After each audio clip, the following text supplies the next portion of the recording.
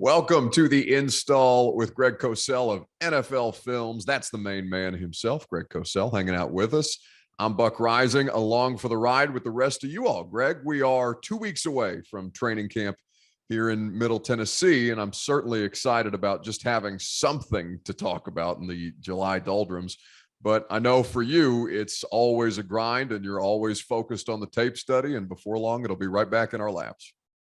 Yeah, no, I'm, as I think I mentioned to you, I'm actually technically on vacation, but as people might suspect, I still come into the office and watch tape. I've been jumping back and forth between NFL and college, and actually watched a guy today who's going to be in the SEC next year, a running back, Zach Evans. You know that name? It doesn't strike me. He transferred from TCU. He'll be at Ole Miss this year. Okay.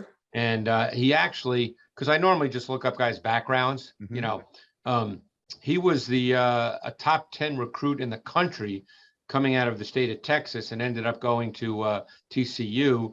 And I don't know why he transferred. Maybe the coaching changed. Who knows? But but Lane Kiffin grabbed him, and he'll be at Ole Miss this coming year. He'll be the feature back for sure. Lane Kiffin has been doing quite well in the transfer portal. I know. These days. He's certainly taken advantage of his NFL, a little bit of NFL background, and kind of applying some free agency to this stuff nowadays. Well, that's what the transfer portal has become. It's almost hard to keep up with all the transfers now. Yeah, I was going to say, since we're here, is that, I mean, do you enjoy seeing that kind of player movement for your purposes? It may not necessarily apply because I know you're scouting individuals as opposed to like schemes and things like that at this time of year. I can't decide how I feel about it yet. I don't have a strong feeling in one way or the other. I mean, it's good for the kids, obviously, that they can transfer. I know TCU obviously fired Gary Patterson. They have a new coach. I don't know if that's the reason Zach Evans left or not. I obviously don't know Zach Evans, but I'm sure, for years and years, people have always said, why penalize a kid if, let's say, a coach gets fired or a coach leaves on his own? So, I mean, it's probably good for the kids. Obviously, in some cases, it won't be. As you and I both know, the grass is not always greener on the other side. And most kids think it is, because most kids now just want to play. And if they're not full-time starters as freshmen, they think, that, well, if I go somewhere else, I'll be a full-time starter. Yeah, no doubt. I was actually talking to a college coach about this the other day, and he doesn't speak for the entire community, but I think they're expecting a lot more transfer portal activity with just even the perception of what NIL does to all of this. So that's the other factor. Certainly going to affect the college coaching ranks and how it is that they have to, what exactly falls under their job description. But no question, because, you look at a lot of these quarterbacks. I mean, Quinn Ewers goes to Ohio State, and I actually spoke to his dad at an event, and they loved Ryan Day, and they of course thought that Quinn was going to be there forever. And then obviously CJ Stroud is the starter and is back for this year, and Quinn Ewers wants to play. So what you're gonna hold that against the kid because he wants to play? So now I'm sure he'll be the starter at Texas. Yeah, that'll be interesting to see how that plays out. But we'll save that for the college conference realignment podcast for another day, Greg. Yeah, well, that's only going to be 2 conferences anyway, so it doesn't matter. Listen, we're already doing NFL. Why not have another version of the NFL? I guess is the logic. But since you kind of mentioned quarterbacks, a couple of quarterbacks in the news for a variety of different reasons this week in the NFL. San Francisco. Jimmy Garoppolo and Trey Lance, a situation really with Baker Mayfield being moved, kind of the only domino left to fall as far as what we've seen from quarterback movement already in this offseason. And, for obvious reasons, they traded up to get Trey Lance. They want to see whether that investment is worthwhile. It seems that they are confident in that player, but they haven't been able to get somebody to trade for Jimmy because he's been dealing with shoulder stuff. Outside of the injuries, though, Greg, when you watch Jimmy Garoppolo and how they've kind of worked around him in San Francisco, what are the kind of things that stand out both from a positive and a negative aspect? Well, I don't think, Buck, there's a lot of mystery to Jimmy Garoppolo. I think everybody knows what he is. He's a quarterback that, for want of a better term, is a system player, which, of course, every quarterback is, because every team runs a system. But by that, we all know that he's a quarterback that works off a very effective run game, one of the best run games in the league, a good defense. But I will say this about Jimmy Garoppolo. He is asked in Kyle Shanahan's offense, and I don't believe he'll be the quarterback this year, but I guess time will tell. He's asked to make a lot of difficult throws. And by difficult throws, I mean throws in the middle of the field, between the numbers and between the hashes. Those are difficult throws to make because there's a lot of bodies there. Mm-hmm. And he makes them with great confidence and great conviction. And every once in a while, obviously, he makes one of those head scratcher throws where you say, hey, what did he see? But those are difficult throws. And he makes those throws. Jimmy Garoppolo at his core is a timing rhythm player who needs to hit his back foot and deliver the football. He's a good thrower, not a great thrower. Does not really have a lot of juice in his arm, is not a great downfield thrower. He's also not at his best when he has to stay in the pocket longer, when the timing and structure does not present the defined read and throw. Mm-hmm. The longer he stays in the pocket, the less efficient he is, the less effective he is, and he's not really a mover. I wouldn't say he's immobile, but he's not a second reaction playmaking type quarterback. So he's very much a function of the system presenting the throws for him. People can say what they want, and obviously people come up with their own narratives, but he was in a Super Bowl and played pretty well, and then was in an NFC Championship game 2 years later that if Jaquiski Tartt catches the Matthew Stafford throw, he's in 2 Super Bowls in 3 years, and so again, that doesn't change what Jimmy Garoppolo is, but you see so many people talk about, well, Super Bowls are what measure quarterbacks, and no one mentions Jimmy Garoppolo. And again, that's not saying he's a top 10 quarterback in the league, but within the context of what he's asked to do in that offense, he's been relatively efficient.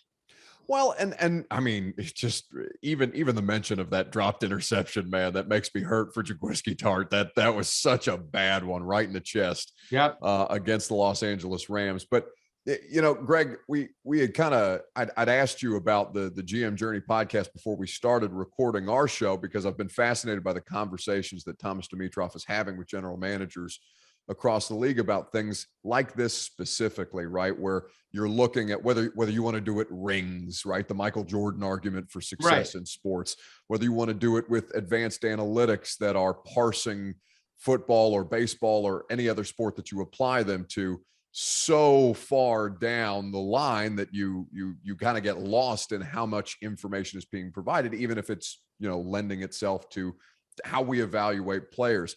But to listen to some of the general managers talk about this stuff, it feels like the biggest disconnect with people who cover football, from not everybody, not blanket statement, but a lot of people who cover football and the people who actually scout these players and put the teams together, is the tape, the thing that we talk about each and every week on this podcast. And for Garoppolo, they have found ways to both make him successful and for him to find success within the things that he's asked to operate. And at the end of the day, I mean, isn't that the objective? Well, yes. And the way I'd answer, it's funny you brought up baseball. To me, and again, I just thought of this right now when you were speaking. The more moving parts there are in a given sport, to me, the less static analytics matters. Yeah. Again, so I don't want people to hear that and think that, okay, analytics doesn't matter at all. But when you have 22 moving players on every play, that's not like baseball. I go back, I was a huge baseball fan. I played baseball, and I was a huge baseball fan. And I remember going back, it was probably in the 80s. Do you know Bill James? Do you know that name? Yes, I know Bill James. Okay. I mean, he was the first guy to write all these books. Back then it was called Sabermetrics. Mm-hmm. And I read all that stuff because baseball lends itself to that. It's not a movement sport. Okay. At its core, it's the pitcher and the hitter. At its core. And then obviously, depending on what happens next, other players can be involved. But when you have 22 moving pieces on every single play that can be in totally different places on every single play, to me, and again, I'm a tape guy, so someone listening who's a analytics guy could tell me I'm an idiot, okay, and I accept that. But when there's 22 moving pieces on every single play, I just find it difficult to look at static statistical information as the foundation for why you do things. Yeah. That's just my, as Billy Joel said in a song, that's my pointless point of view. I don't think it's pointless. Because I think that, I mean, we don't have a better case study, I think, in the NFL than here locally with Derrick Henry, right? The numbers people despise Derrick, not despise, that's probably harsh, but they look at how the Titans run their offense and you know, the primary focus of it being a bit of a throwback player in a modern NFL body. And they can't figure out why this thing continues to have success. And I think that speaks to it perfectly in a way. Maybe they can stand to maximize efficiencies elsewhere. And certainly we've talked about explosive plays and things of that nature that they clearly and obviously lacked last season. But I always find it an interesting conversation when the numbers people start arguing with the film people. And you know, Derrick Henry always seems to be at the center of conversations like that. Cracks me up. I mean, again, I'm biased because of what I do. I mean, this is the world in which I live.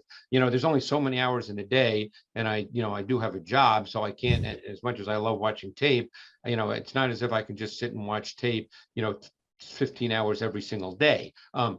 But so I'm a tape guy, and I feel like you have to watch a guy play football. Yeah.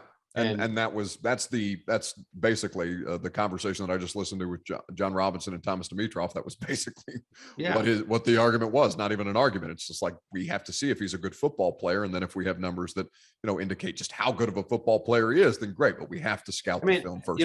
This may be a good example or a bad example, and I've used it before, and I don't remember if we've discussed this. But when I started watching college players on tape after the NFL season, particularly, let's say, defensive tackles, they're a great example of this, because defensive tackles, you can look at a stat sheet and see that he has one tackle in the game, and you could say to yourself, oh, he had a bad game.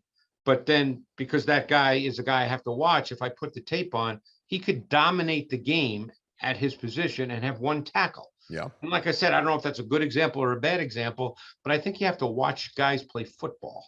No. And then if there's statistical measurements that factor in, that's one thing. But to me, you can't start with the statistical measurements. You have to watch him play. Yeah, Greg, we can't have nuance in anything, especially not in what I do specifically. For that's well, you're on the radio every day, so yeah, we'll leave it at that. I gotta find ways to fight with people, and people want to fight with me. That's basically sports talk radio in a nutshell. Anyway, so with Garoppolo and his circumstance, regardless of where he lands, and obviously, there's reports out there about he'll be traded by the end of the month, but we have no way to foresee that or what necessarily makes the most sense for Jimmy and his potential next stop. But in Trey Lance, there's not a ton of NFL sample size of him, but he did get some opportunities to play last year. And, obviously we all know that the traits, the upside, things like potential that only mean so much until you see how it can be executed within a scheme and on the field against legitimate competition. But in the small size of Trey Lance, are we seeing the kind of things that made him the kind of prospect that would make San Francisco want to trade up? Well, I thought his second start last year, you saw some things where you said, okay, there's something to work with, but we knew there was something to work with. Right. He's a big kid. He's 6'3", 6'4". He's well built, throws the ball well, can run. He's athletic. So we knew all that. So the question becomes, to use the word you were using in a different way, but it becomes the nuance, the details of the position. And obviously, he's in an offense that has a lot to it. Kyle Shanahan's offense has a lot to it, and that's going to take time. Now, fortunately, he's also in an offense where the run game is the starting point.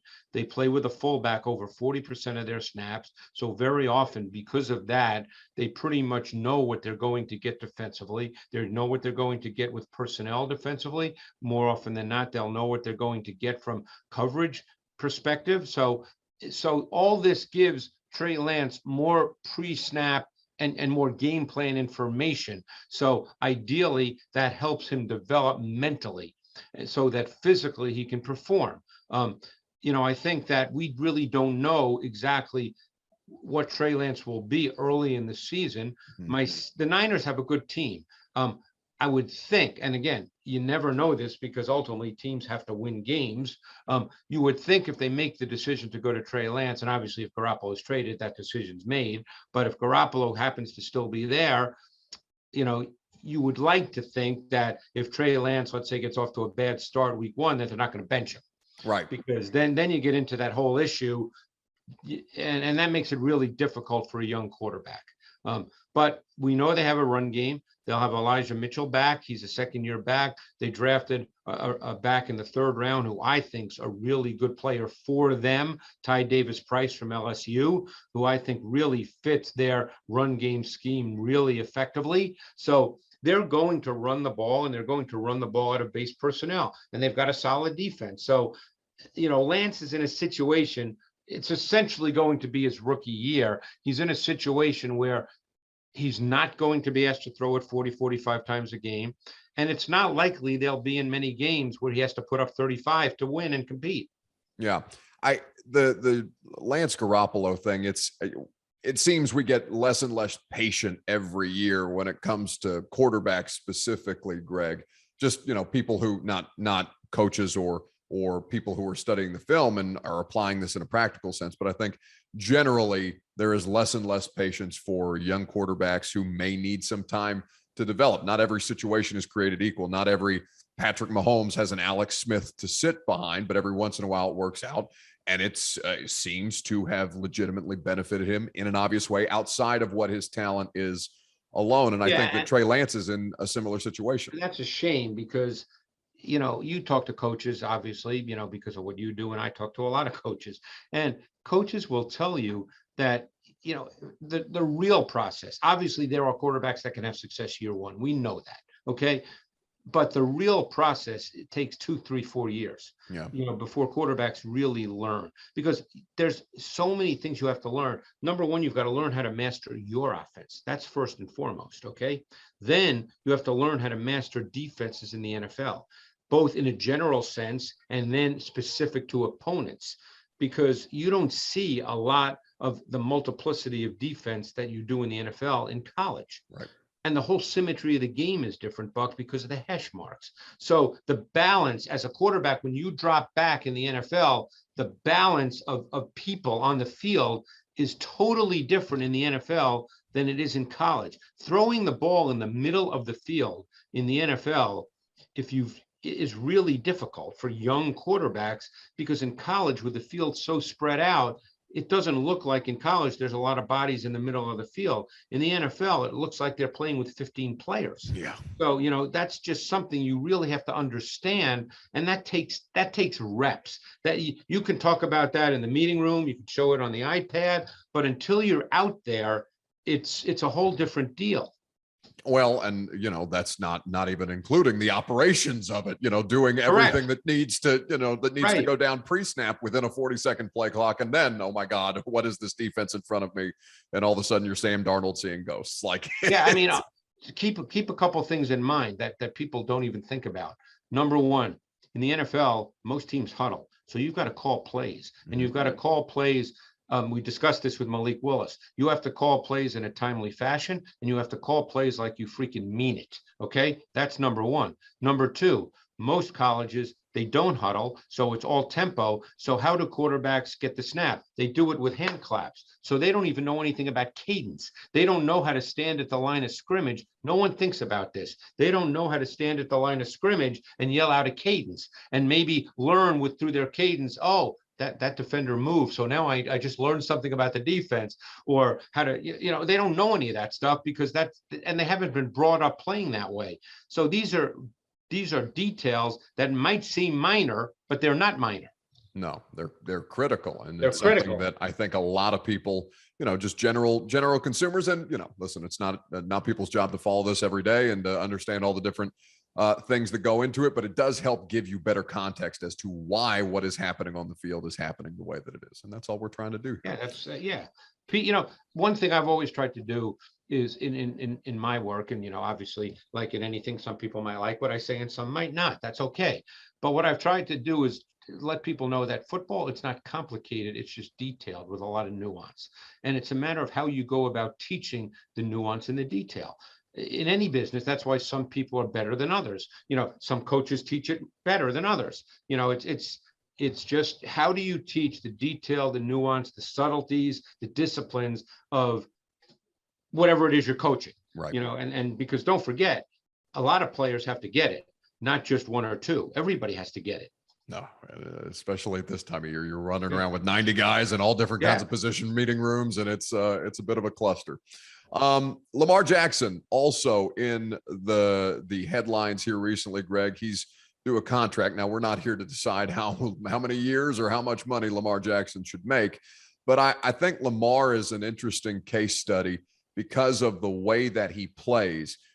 Typically the next quarterback up at the top of the list that's due a contract becomes the highest paid quarterback, or the quarterback with the longest extension.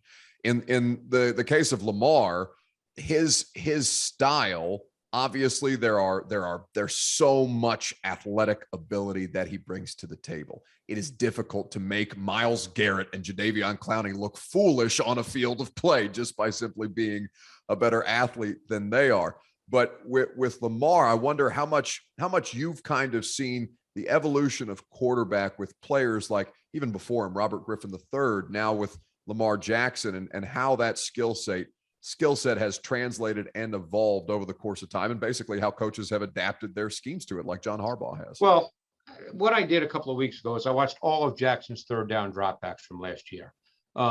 So, that's the kind of stuff I do in the off season. Sure, so there's positives and negatives. I think Lamar is always going to be the kind of quarterback that leaves throws on the field by not turning it loose within the timing and rhythm of his drop and set, because he's a great runner. So very often good things happen. Sometimes sacks happen.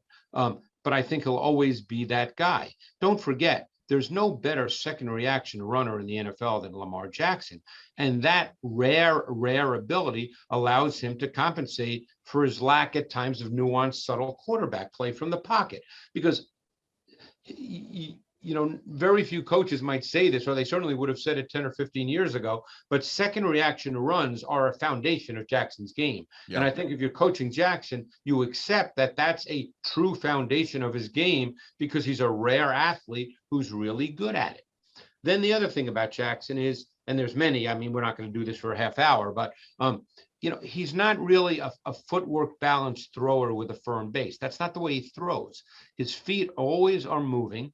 He's unsettled, but he's very strong through his torso and his core. Mm-hmm. And that allows him to make throws without stepping into them. So he's kind of an unconventional thrower, but he gets his hips and his core through his throws without planting his back foot. So he can make very good throws without balanced footwork. And that's just the way he is. And then, so there are times he will look extremely efficient.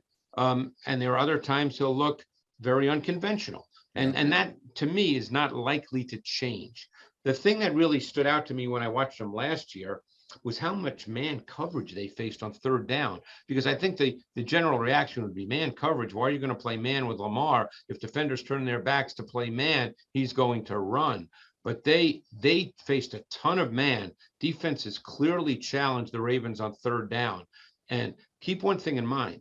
Jackson was sacked versus blitz more than any quarterback in the NFL other than ding, ding, ding, Ryan Tannehill. So, and his yards per attempt versus blitz was among the lowest in the league. So and it's not all on Lamar, but they really struggled as a team, the Ravens offense versus blitz. And I guarantee that was an off-season project for them. I'm glad that you brought up that nugget, Greg, about how much man coverage they were facing, because I can picture the play specifically. Lamar Jackson against the Titans in the playoffs here in Nashville. They were playing man against him on third down. All of a sudden, defenders turn their backs to him, and he's off for I think it was a 48 or a 58 yard. Oh, you're talking about 2 years ago, the touchdown run? 2 years ago, the touchdown run. That was third down, 3rd and 8, if I recall. And you're right, they played man, and that was the game-changing play. It's exactly what pops into my mind. So I'm curious to. That is an interesting note to see how they are, or what defenses are trying to exploit in that Ravens offense, not just Lamar, as you said, that they can take advantage and get some pressure on him. Yeah. So, I mean, look, Lamar is a fascinating player because there's no one like him. Mm-hmm. And they built their offense around him clearly because of the run game element. So he really is the true foundation of that offense. And if he was not the quarterback, they'd probably have to change their offense and go to something that would be seen as more NFL conventional. But because it's Lamar and because he has unique, rare traits as a runner and just as a superior athlete, they're able to do a lot of things that other teams cannot do. It'll be interesting to see how it plays out. Certainly, Lamar Jackson in a contract negotiation that he's negotiating himself, which without is an agent, much less. Yes, it was crazy to me that he went through the draft process without an agent and just his mom is his advisor. But listen, if you can save that 3% on $44 million a year, Greg, you're making pretty good money. Well, you can tell me how that goes, Buck. I'm not in that rarefied air. So we'll find maybe in a year, maybe when my contract's up, Greg. There you go. There you go. Well, we will not be on the podcast next week. Greg is technically all on vacation right now, but I will actually be on vacation next week. Unlike Greg, I'm not going to spend some time in the offense. Or in the office, rather. But when we come back, it will be training camp time for the Tennessee Titans. There will be a lot of things to discuss around the league, and I'm incredibly excited for it. Greg, I appreciate your time as always. Thank you, sir.